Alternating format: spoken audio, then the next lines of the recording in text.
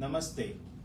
I am Dr. Rajesh Bhattu, working as a senior consultant cardiologist at KMC Hospital, Mangalore.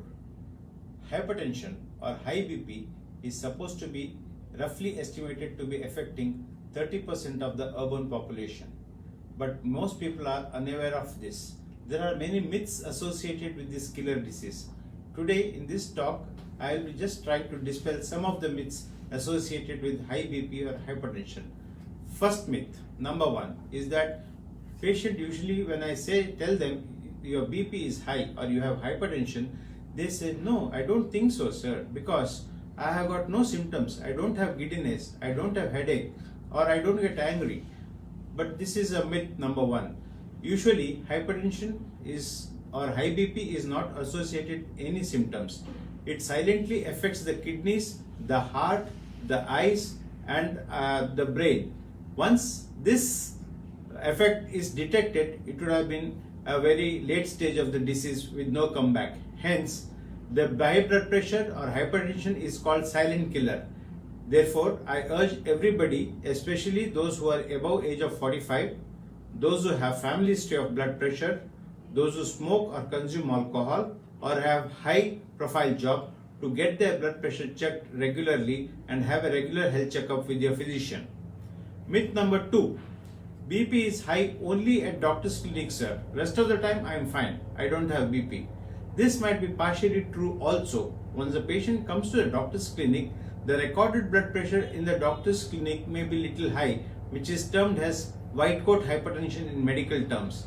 So how to come to a real good diagnosis or a correct diagnosis? There are certain things called ABPM or ambulatory blood pressure measurement, in which the BP cuff is tied to your arm and it is connected to a small chip which can be worn on your belt.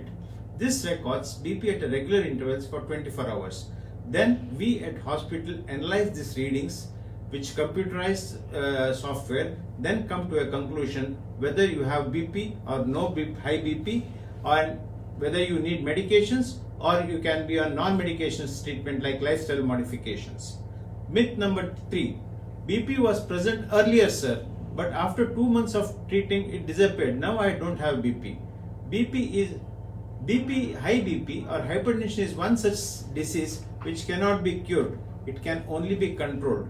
If at all you had BP earlier, and if you don't have BP, I think the diagnosis earlier was wrong, and maybe it was erroneously calculated high BP and given medications which you never required.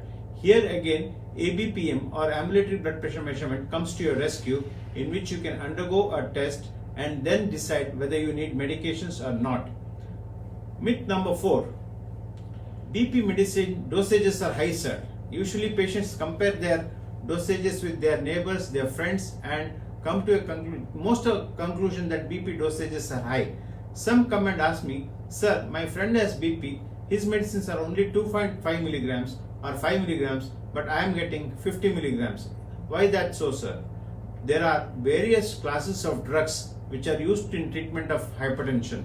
The effective dosages of this different class of drugs vary from 100 micrograms to 100 milligrams.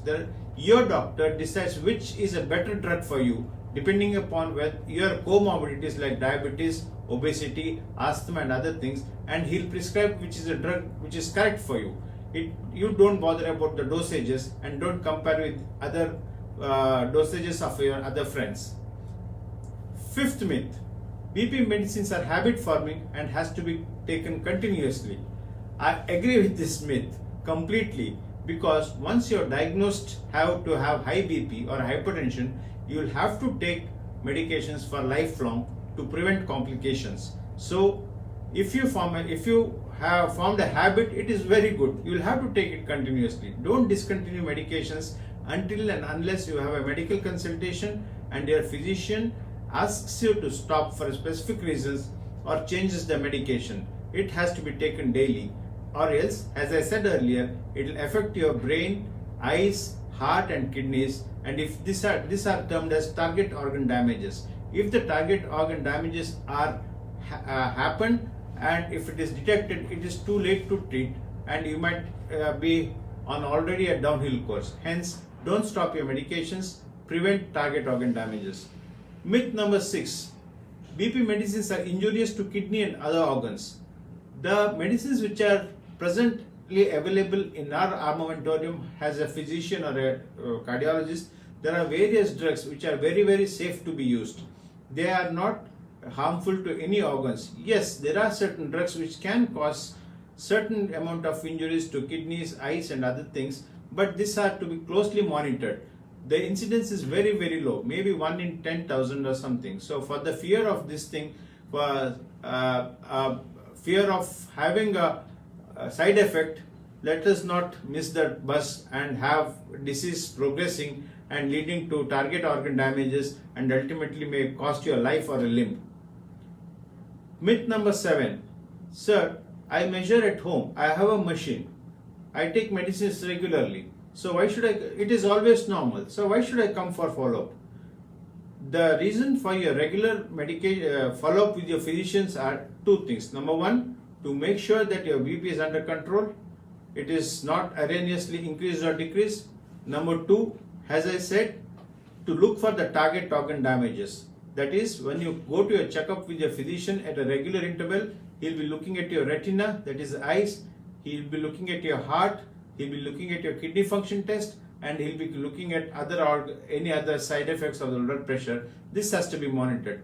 Target organ damages can occur even if BP is normal and controlled, but it might be in a milder form. So if any detection of this occurs, it has to be dealt as early as possible. Second thing, as I said, drugs have little side effects. After all, they are all chemical substances. They have side effects which may be minimal. So on a regular follow-up, a physician also checks your organs for the side effects of these drugs, and depending upon that, he might reduce the medication or change the medications. Hence, regular checkup is necessary even if your BP is normal at home. Last and the 8th or the last is one. Most of the patients come to us and say, Doctor, I have low BP, I need treatment for this. There is low BP. When I ask them, they say it's about 100 by 60 or 100 by 70. There are two, if you have undergone testing, you might have seen BP has two components, one in the numerator and one in the denominator. The numerator is called systolic blood pressure, which is normal between 100 to 130. The one in the denominator is called diastolic blood pressure, which is varying from 60 to 90. If you are in this range, I don't think you should worry. If you have any symptoms such as giddiness, lightheadedness, or swaying while you walk, then you consult your physician.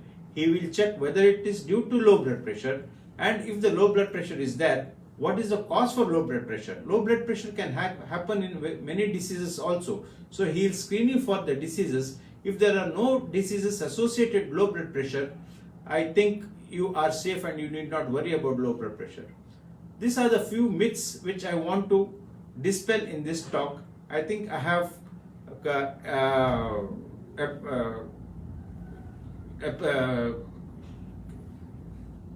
have already conducted many of them, and if there are any other reasons, you can just ask a question and we'll be happy to answer. Thank you.